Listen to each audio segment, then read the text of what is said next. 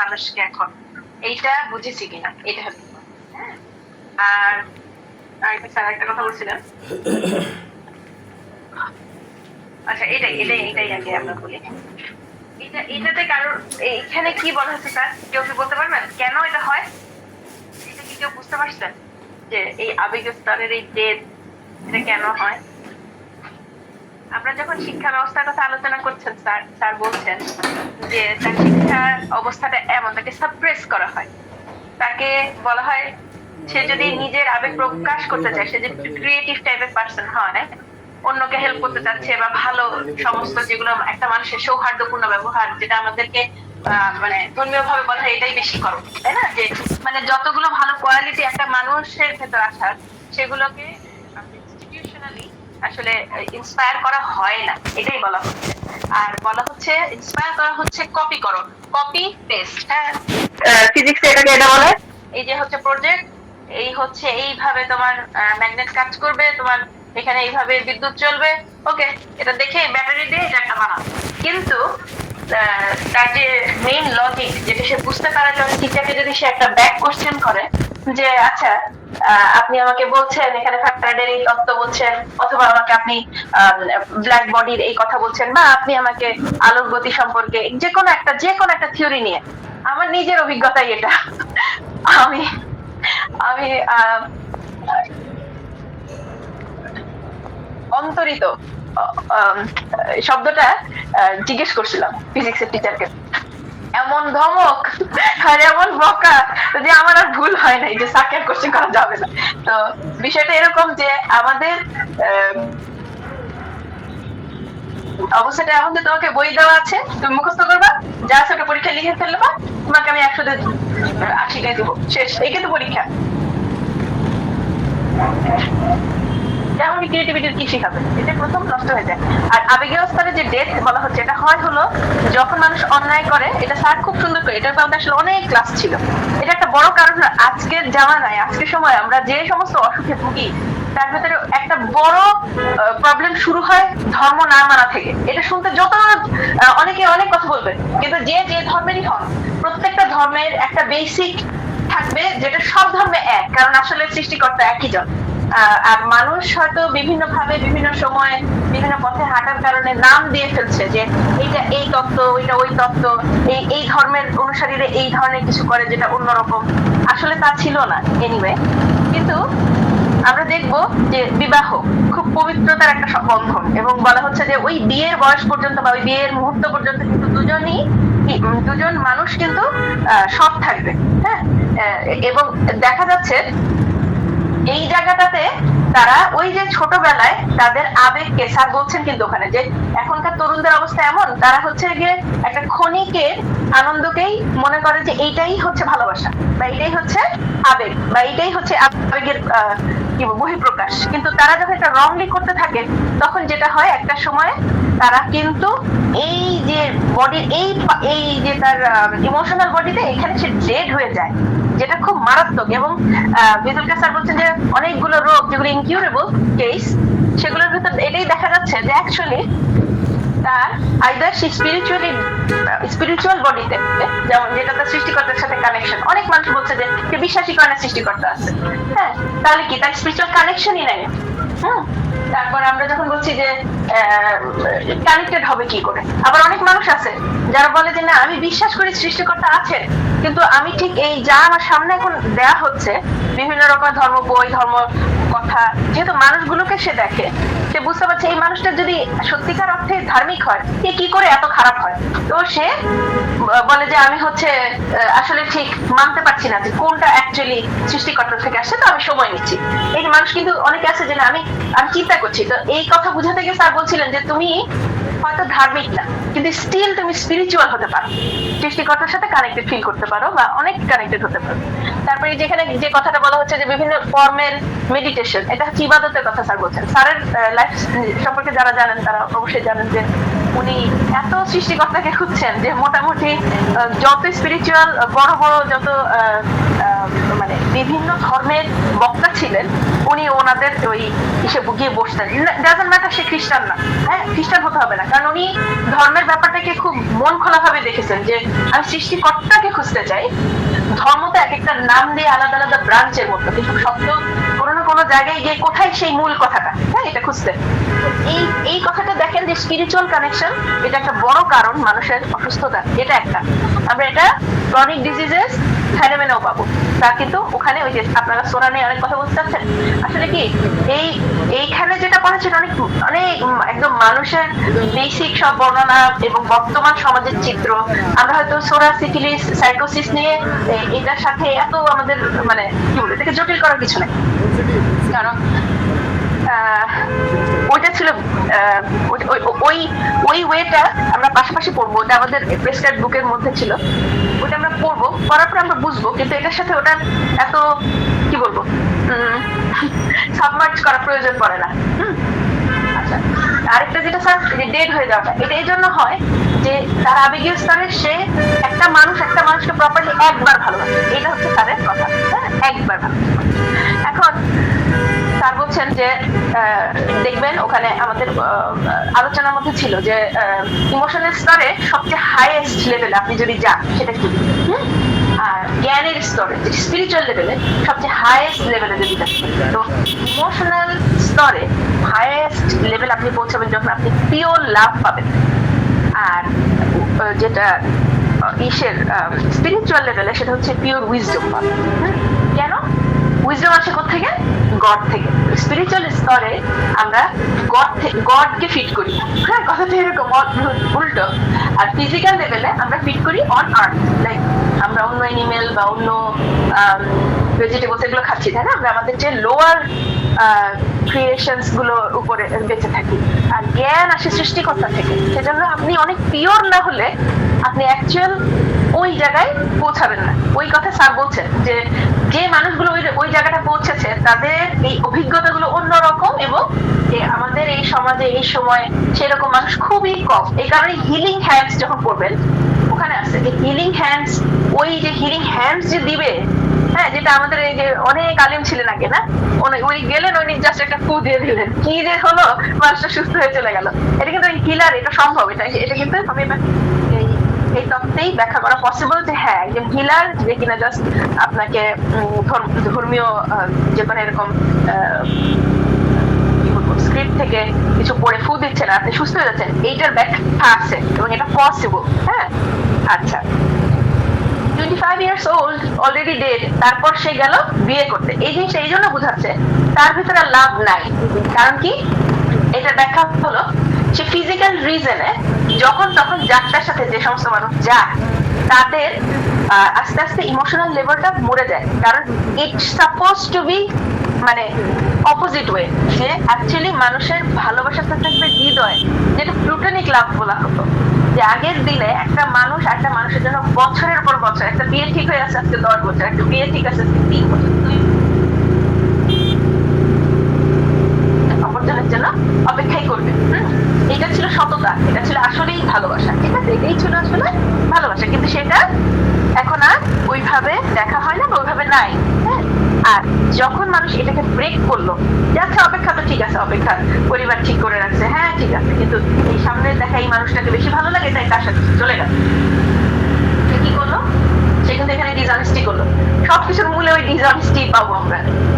আর আরেকটা যেটা যে সে যখন এরকম করবে তার ডেট হয়ে যাবে, মানসিক ভাবে সে ইমোশনালি সে ডেট হয়ে যাবে। তারপর যখন সে বিয়ে করতে যাবে সে দেখবে তখন তার হাজবেন্ডের মার্সিডিজ আছে, তার হাজবেন্ড কত অঙ্কের একটা মানে 6 figures এর একটা বেতন পাচ্ছে কিনা, বা সে তাকে এই ওয়ার্ল্ডে কি এনে দিতে পারবে। এই যে লোভী একটা সম্পর্ক, সেটা ওয়াইফ হতে পারে, হাজবেন্ডেরও হতে পারে, উপরে ওঠার জন্য বিয়ে করা। হ্যাঁ, এই যে রাজনৈতিক বিয়ে বা এই ধরনের যে কনসেপ্ট, এটাই বলা হচ্ছে, এই জিনিসটা এখানে, হ্যাঁ এখানে বলা হচ্ছে। তাহলে যে সন্তান জন্ম নিবে তার কি ভয়ঙ্কর সব মানে পরবর্তী যে জেনারেশনটা সেটা হবে কেমন? তার বোঝাচ্ছেন মানুষের অনেক সময় অসুখের কারণে, বিভিন্ন রোগের কারণে যখন জন্ম নেয় মানুষটায় অর্গান কমতি থাকে না, ধরেন হাত থাকে না, পা থাকে না, চোখ থাকে না, অনেক আল্লাহ মাগফিরাত অনেক রকম জন্মের মানুষগুলোর বাচ্চা হবে, সে বাচ্চা আবেগীয় স্তরে অর্গান হানি থাকবে। বুঝতে পারছি কি আমরা কি কথাটা বুঝতে পারছি? আবেগীয় স্তরে অর্গান আছে, আবেগীয় স্তরে মানে ইমোশনাল স্তরে তার অর্গান হানি থাকবে, হয়তো ভয়ঙ্কর খুনি একটা জন্ম নিবে। তার এটার ব্যাখ্যা দিতে গিয়ে বলছে ওই যে ক্লাবে জাস্ট এক রাত এই টাইপের অনেক মহিলা থাকে। আমরা ইসের পড়ছিলাম একটা কোন একটা প্রেজেন্টেশনে দেখছিলাম যে প্রত্যেক 4 মিনিটে বা প্রত্যেক 4 বাচ্চায় 3 বাচ্চার বাবার পরিচয় নাই। আমেরিকার অবস্থা, প্রত্যেক 4টা শিশুতে 3টা শিশুর বাবার পরিচয় নিরূপণ করা যায় না। এটার কারণটা কি? কারণ মাদার যদি হয় ওরকম যে কিনা in that like around that time সে হয়তো who knows কতজনের সাথে সে মিট আপ করছে। তো এই যে বিষয়গুলো, এই কারণে এখন যে জেনারেশন জন্মাবে সেই জেনারেশনে ইমোশনালি অর্গানলেস থাকবে। আপনি ওইভাবে জন্মানো একটা মানুষের ভিতরে হয়তো প্রচন্ড নিষ্ঠুরতা, কঠোরতা, ধ্বংসাত্মক সমস্ত কিছু দেখতে পাবেন। তারপর এই যে এই এখনকার সময় যারা ক্ষমতাশীল, এখানে ওখানে সেখানে বোমা টোমা মেরে মানুষদের পুড়িয়ে টুড়িয়ে রক্ত ছড়িয়ে, তাদের কাছে কিছুতেই কিছু মনে হচ্ছে না। তাদের কাছে যুদ্ধ বাঁধতেই হবে, যুদ্ধ বাঁধলেই ভালো, তেলের দাম বেড়ে গেছে আরো ভালো, যা কিছু খারাপ তাই শুধু ভালো। এই যে একটা মনুষ্যত্বহীনতা, এটা কারণটা তার বাপ মা, এটা কারণটা চলে যাচ্ছে অনেক পিছনে দিকে এবং অনেক ক্ষেত্রেই তার শিক্ষা ব্যবস্থা। কিন্তু এটা অ্যাকচুয়ালি তার জন্মগত ভাবে ওই অর্গানটাই নাই যে সে মানবিক হবে। স্যার খুব সুন্দর পড়াচ্ছেন আলহামদুলিল্লাহ, আর ভালো লাগছে দেখতে যে আমরা খুব বেসিক একটা বই আবার পড়ি। ধন্যবাদ স্যার। আপনার সংযোজনের জন্য আপনাকে অসংখ্য ধন্যবাদ। খুব ঠিক যে আর কেউ কিছু যদি বলেন আমরা দোয়া করি এবং দোয়া চাই আমাদের প্রফেসর ডক্টর আব্দুল মান্নান স্যারকে যেন আল্লাহ সুস্থ আরো রিসিভ করবেন।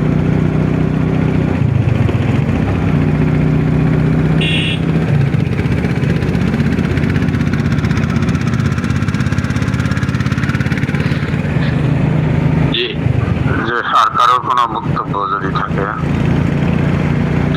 ঠিকাদার স্যার তথ্য আছে কিনা?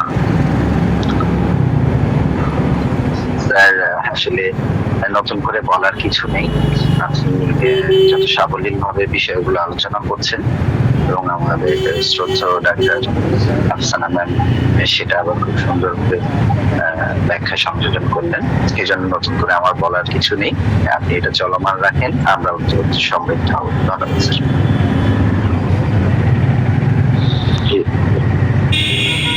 তাহলে আরো বেশি শেষ করবো। স্যারকে অসংখ্য ধন্যবাদ। আমরা আবারও বলছি আমাদের ডক্টর সিরাজুল হক স্যারের মা গুরুতর হাতের হাতটা ভেঙেছেন এবং খুব সমস্যা, দোয়া প্রার্থনা করেছেন এবং আমরা তার জন্য যার যার জায়গা থেকে দোয়া করবেন। তাহলে আমরা ক্লোজ করতে পারি। জি স্যার, সকলের রেগুলার না, সিরাজ স্যার না আসলে আমরা এই গ্রন্থগুলোটা একটু পড়ার চেষ্টা করছি আর এটা একটা রেগুলার ক্লাসে পরিণত করলে আমরা এটা শেষ করতে পারবো।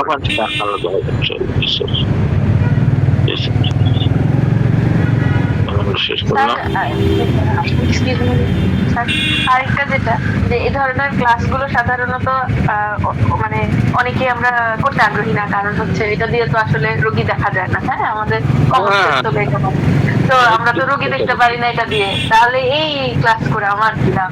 এটা করে কি লাভ? প্রথম লাভ হচ্ছে আপনি ক্রনিক ডিজিজ ইনশাআল্লাহ খুব ভালো একটা without this one chronic disease সারবে না। আচ্ছা, আরেকটা যেটা স্যার, তাহলে ওই যদি 10 মিনিট 15 মিনিট বা 20 মিনিট মানে ক্লাসকে ভাগ করেও স্যারের এটা আপনারা রাখতে পারেন যে আচ্ছা একটু করে তোমাদেরকে দিব, এটা যেটা এতই প্রয়োজন আছে, এটা একটু করে ওই ক্লাসের মিডলে এন্ডে অর বিগিনিং যেটা আপনাদের মনে হয় ওইভাবে স্যার। কিন্তু আমরা অনেক দিন পর্যন্ত মনে আছে কিনা আমরা ওই যে ক্রনিক ডিজিজ তারপর এই বইগুলো পড়তাম, ওরকম 10-15 মিনিটের একটা স্লটে দিলে যেটা হয় আচ্ছা যাক আসি শুনলাম, এই টাইপের একটা বোধ নিয়ে অনেকেই করে আর কি।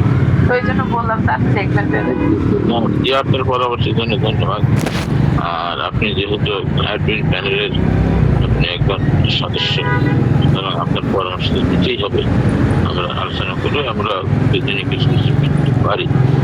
জি, আপনাকে ধন্যবাদ। আর আজকে সকালের সাথে যারা যুক্ত ছিলেন সকলের সুস্বাস্থ্য কামনা করছি।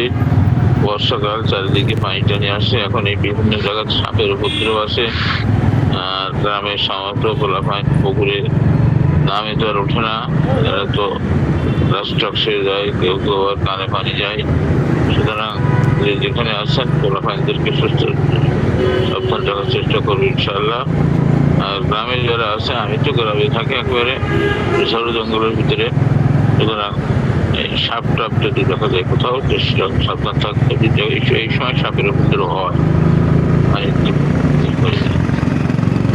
এইরকম।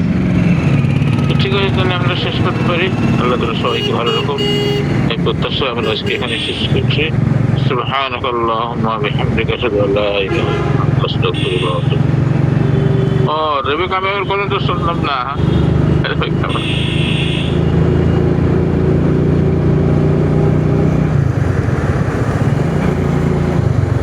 স্যার শুনলাম তো স্যার। জি জি জি, আমি দুঃখিত আপনাকে আমি মন্তব্য শোনা হয়নি। আপনি একজন ভালো উত্তম শ্রোতা।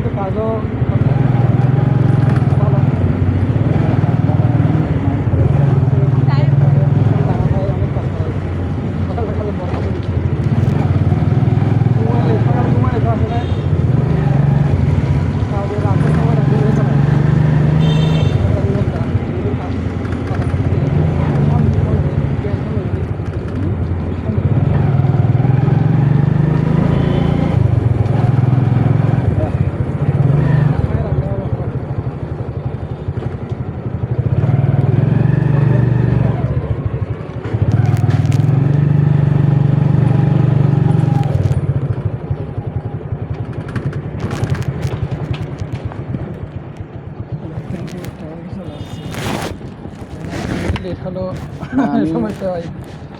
অধিক আছে না, আবার দিকে বাড়ি যেতাম, ওদিকেও যান তিন দিনে দিয়ে আর কি।